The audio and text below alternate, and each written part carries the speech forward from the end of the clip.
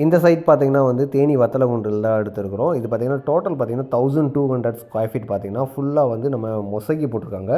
ஓல்டா இருக்குன்னு சொல்லிட்டு கஸ்டமர் பார்த்தீங்கன்னா வந்து ஃப்ளோர் மேட் இன்ஸ்டலேஷன் பண்ணி தர சொல்லியிருந்தாங்க. ஸோ நம்ம வந்து மெட்டீரியல் எல்லாமே வந்து தேனியிலேருந்து எடுத்துகிட்டு போயிட்டு டைரெக்டாக நம்ம அங்கே வந்து வச்சு லேயிங் எல்லாமே பக்காவாக பண்ணி கொடுத்துருக்கோம்.